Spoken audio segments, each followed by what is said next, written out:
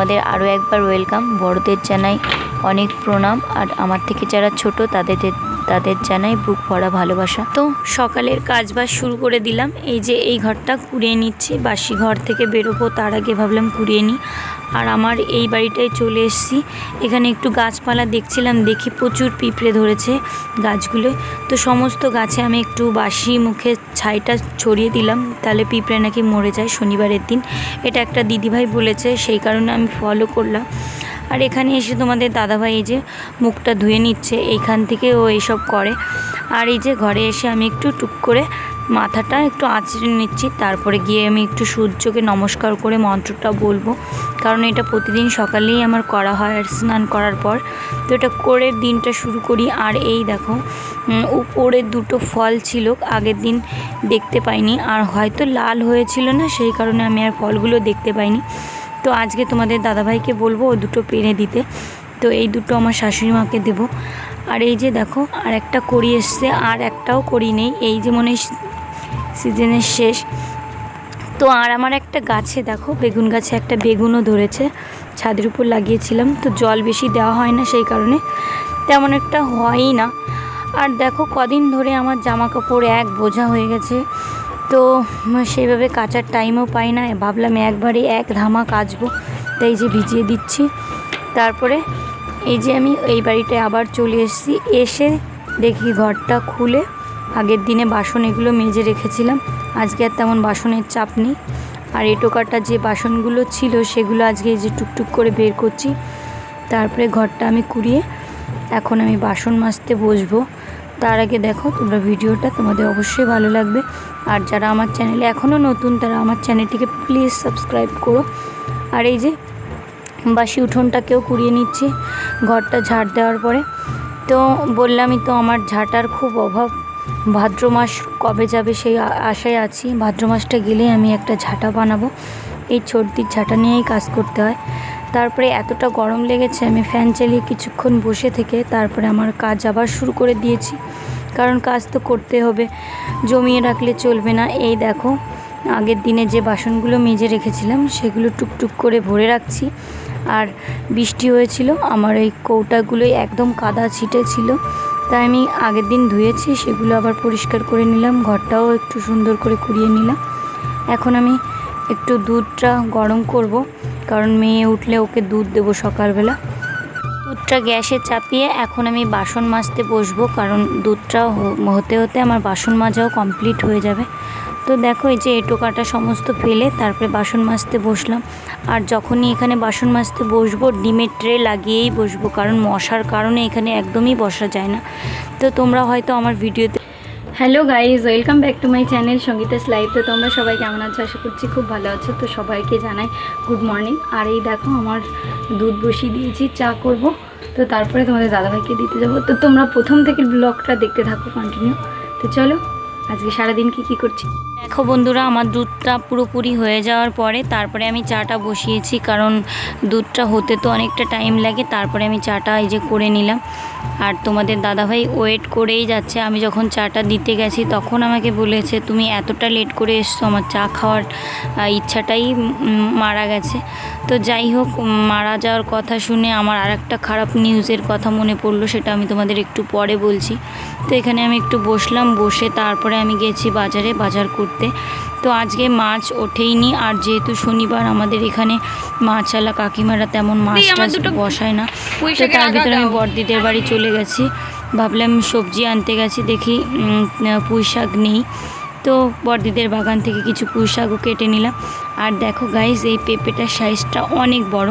তো এই পেঁপেটা যখন বড় হবে বড়দিদের মন্দিরে পুজো করবে, তো তার জন্য এই পেঁপেটা আর মানে তোলে না। আর এখানে দেখো মালটা গাছে কি সুন্দর সুন্দর দুটো মালটা হয়েছে।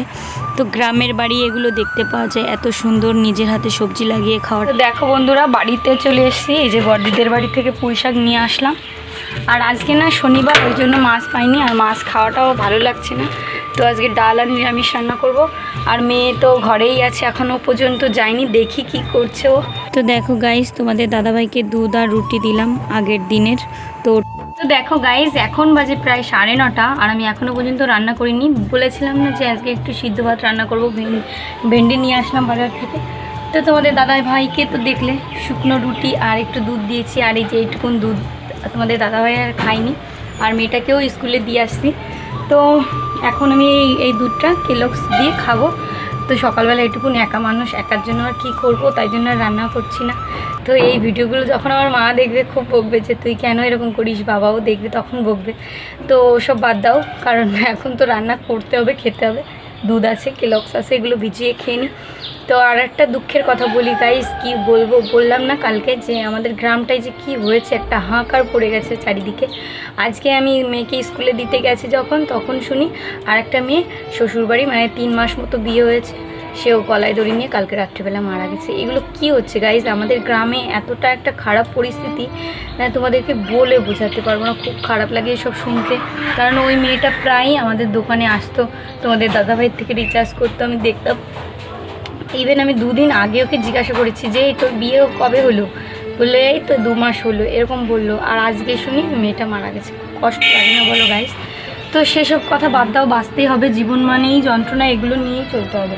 সকালবেলা তো খুব সুন্দর করে ব্লগটা স্টার্ট করার চেষ্টা করি, যখন একটু খারাপ নিউজ পাই তখন মনটা পুরো ভেঙে যায়, আর কিছুই ভালো লাগে না। দেখো আমি এই যে কর্নফ্লেক্সটা খেয়ে নিচ্ছি, বারবার কেলগস বলছি।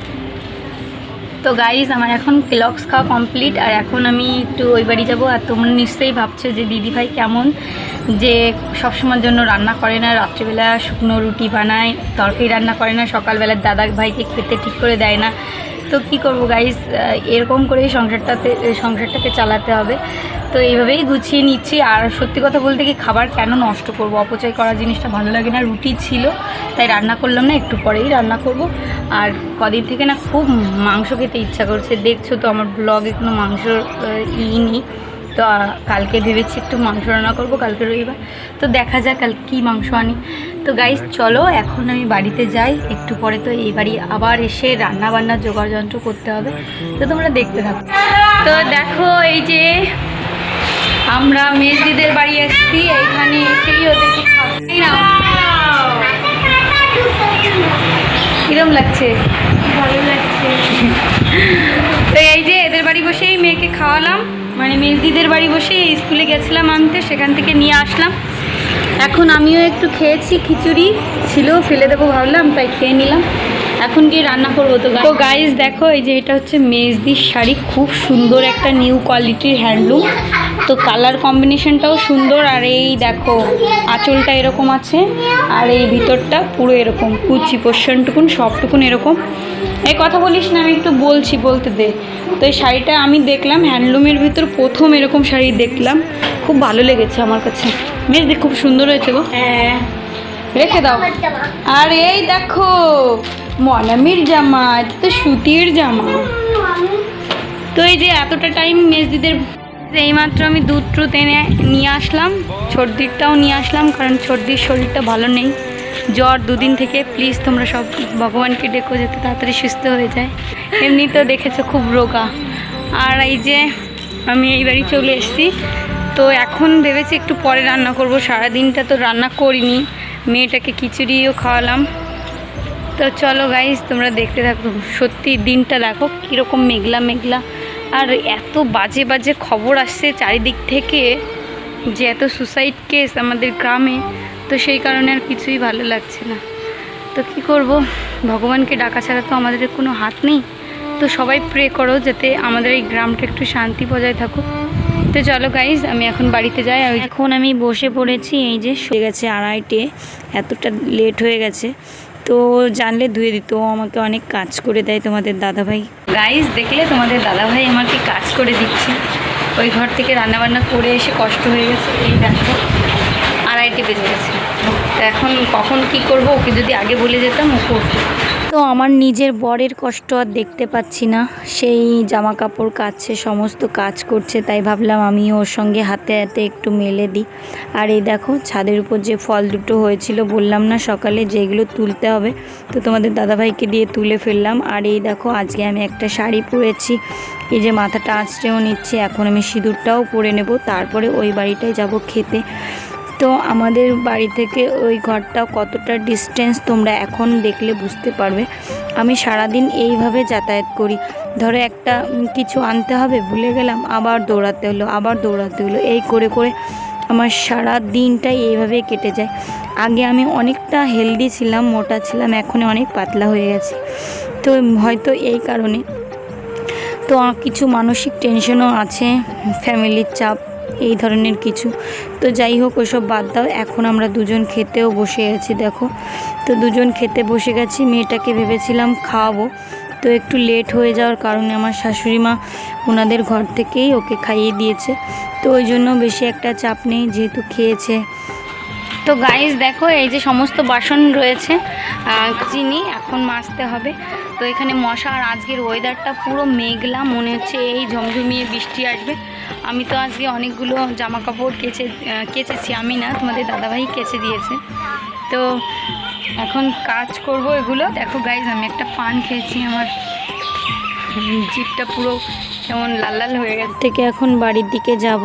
বাড়িতে জামা কাপড় নাড়া আছে ছাদে, সেগুলো আবার ঘরে তুলতে হবে, কারণ পুরো শুকায়নি, ভিজে ছিল। আর আজকের ওয়েদারটা কেমন যেন সারাদিন একটু মেঘলা মেঘলা আর একটু ভালো, তো বৃষ্টি হয়নি, কিন্তু এরকমই ছিল ওয়েদারটা। খুব যে গরম ছিল তাও না, খুব যে ঠান্ডা ছিল তাও না। তো তোমাদের একটু শরতের আকাশটা দেখিয়ে দিচ্ছি, সামনে পুজো, তো আজকে তেমন সেরকম সুন্দর হয়নি। তো এই দেখো, এই টিনের ঘরটা সহ আমাদের শ্বশুরমশাই বানিয়েছে দুদিন আগে, কমপ্লিট হলো 2 থেকে 3 দিন আগে। জামা কাপড়গুলো সব এই যে এই ঘরটার নিচে রেখে দিয়েছি।